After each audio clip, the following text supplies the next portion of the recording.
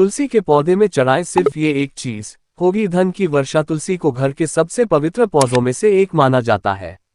ऐसा माना जाता है कि जिस घर में तुलसी का पौधा लगा होता है उस घर में हमेशा सुख समृद्धि बनी रहती है।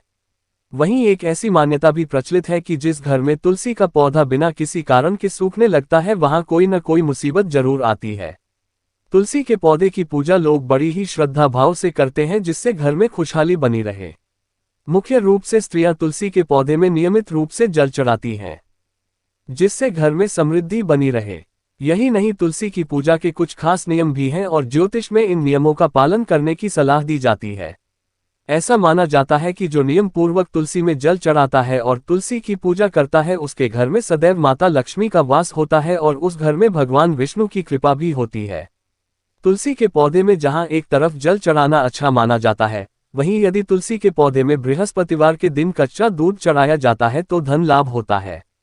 जिस तरह तुलसी में जल चढ़ाना शुभ माना जाता है, वैसे ही तुलसी के पौधे में कच्चा दूध चढ़ाना भी विशेष रूप से फलदायी होता है।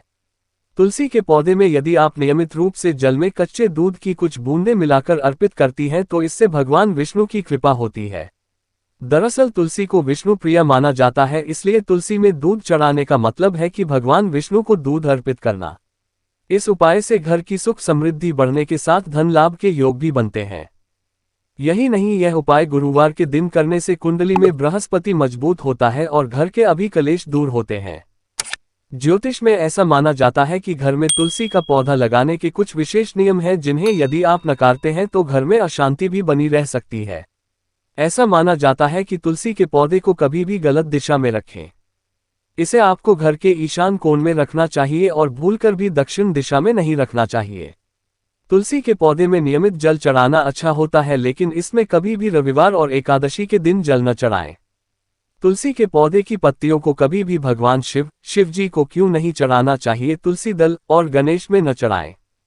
तुलसी के पौधे से जुड़े नियमों को यदि आप फॉलो करती हैं तो यह आपके घर में सुख समृद्धि का कारण बन सकते हैं। अगर आपको ये स्टोरी अच्छी लगी हो तो जरूर शेयर करें और